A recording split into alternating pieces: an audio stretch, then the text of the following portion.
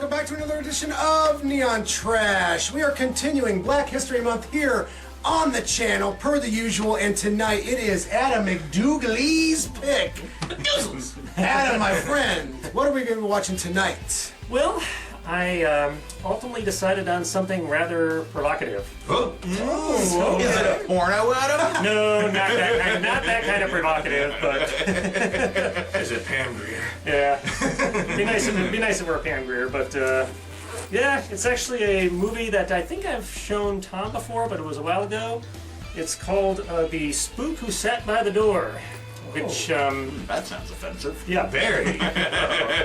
Surprising coming from this guy. yeah, really, huh? But I mean, contrary to its title, it's not actually a ghost story. Spook is actually like a metaphor for like a CIA spy, and this movie's about the CIA recruiting this guy as kind of their token African American agent. But it's what he does with their training afterwards that's where this gets interesting. So I'm going to be digging up that trailer. Peep that shit! Motherfuckers. And when we get back, you guys are going to know our opinion on the Spook Who Sat by the Door. Pew pew. Repeat after me. The Spook Who Sat by the Door. The controversial best-selling novel now becomes a shocking screen reality. The story of the first black agent in the CIA. Whoever they select will be the best-known spy since 007. Their first mistake was letting him in. And let me congratulate you on being the first Negro officer in the Central Intelligence Agency. Their worst mistake was letting him out. You really want to mess with Lanny? I can show you how. For 5 years, he was their token Negro. Freeman, you people must serve.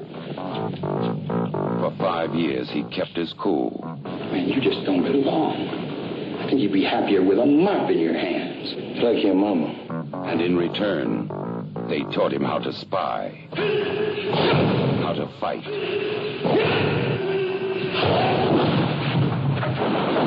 how to kill. So we just got done watching The Spook Who Sat by the Door, and it is quite a movie. I mean, it came out in 1973, and it was during the whole blaxploitation era.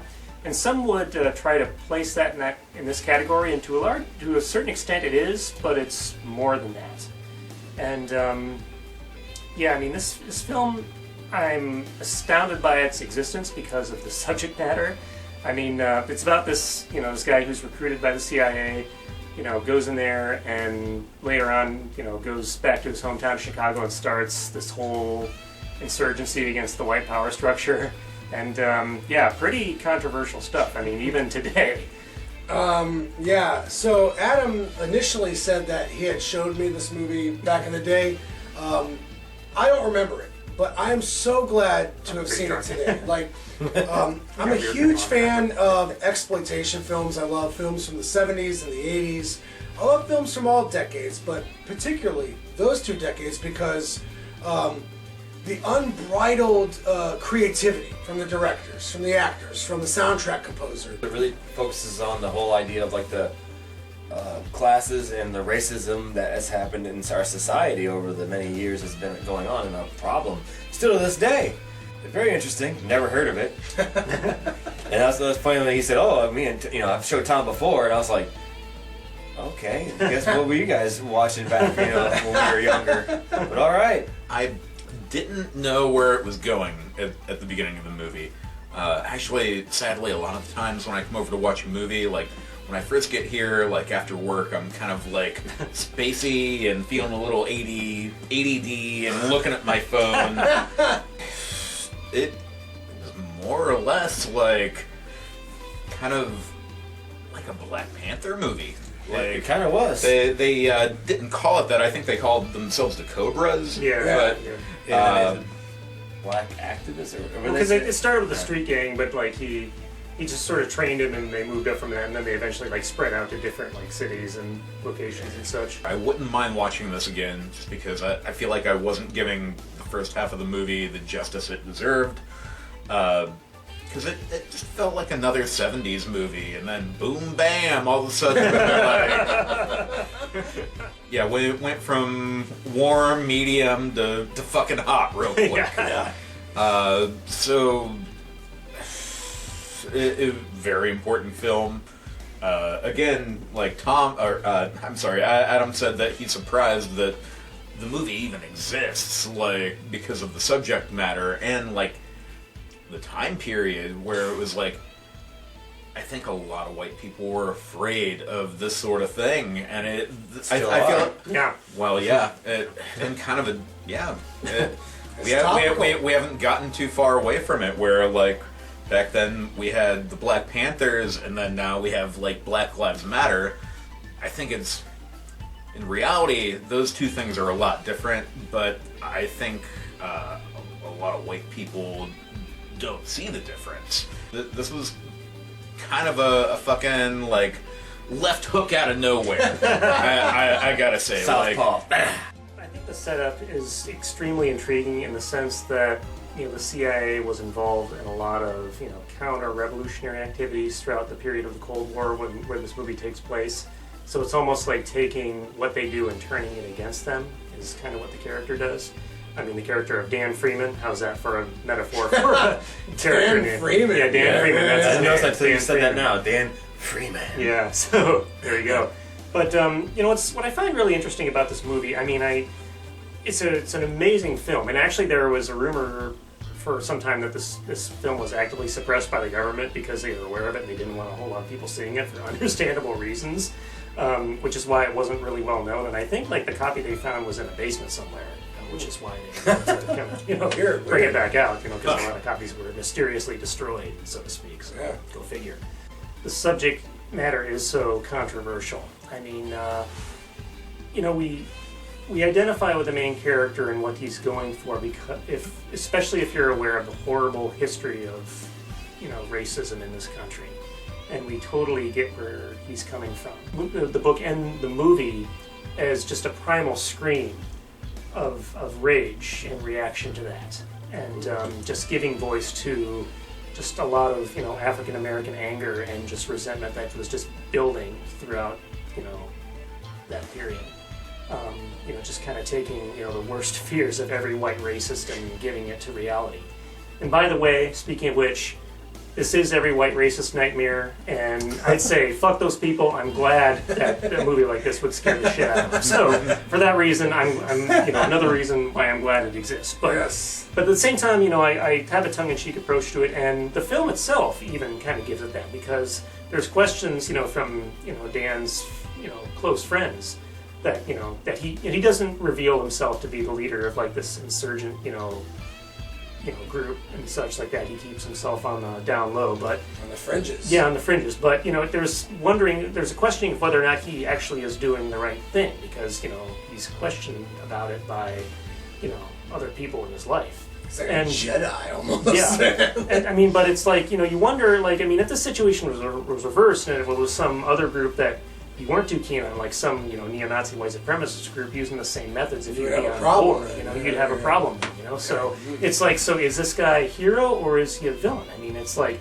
every terrorist in the world thinks that they're doing right. I mean, we can relate to it, but it's like, is violence ultimately the solution? So therein lies the difficulty with this, and why, you know, this film is so provocative, as I said in the opening intro.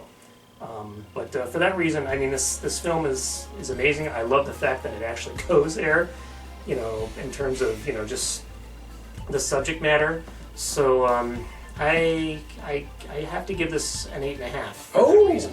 As white guys, we can't fully understand what you know, a black man goes through. You know, the black experience. We can relate. We can say we are allies. We can say, you know, we're going to hear you out, brother. But we can't fully understand because we're not black men. We don't have the same experience. We can only look from the outside. Yeah. Exactly. There's room to grow with this, and I think even he himself would agree, yes, because this is his own film. Yeah.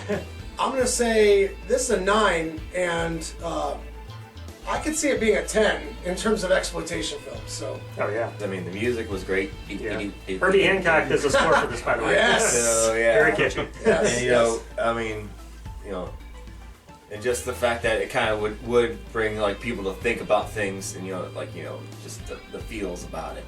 It's like, for me, I would give this like 7.5 to an 8. Damn, we're all high end so far. Yeah. But I mean, if I really if I would have saw this a few years back, I'd be like, oh, this movie's fucking horrible. I'm gonna give it like a 5 or a 4, but kind of stepping back, just really like watching and thinking, and just kind of getting a different perspective. It's like, okay, I appreciate it more. I don't know if I agreed with like the direction necessarily at the beginning, how the movie turned out. I don't know if it could have been done better, or if I was just like still kind of out of it from work by the time I got here.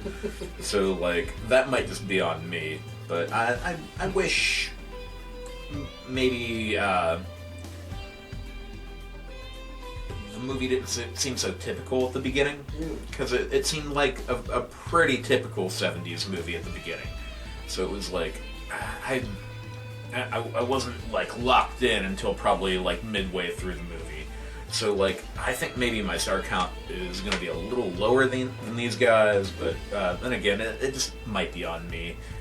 I could probably rewatch it and maybe get something new out of it, but it's a powerhouse of a movie. Like halfway through and on, the novel came out like right after the assassination of Martin Luther King and Malcolm X. Actually, in the bar, there was a picture of Malcolm X, and there was a little graffiti around it, and it said Black Power. Definitely taking the spirit of, well, more Malcolm X than Martin Luther King. But even Martin Luther King had the quote, "A riot is the voice of the unheard," and I think that's something that rings true throughout the whole movie. It's a very powerful movie. The second and third act is really when it like comes into its own. I'm gonna give it a 7.5.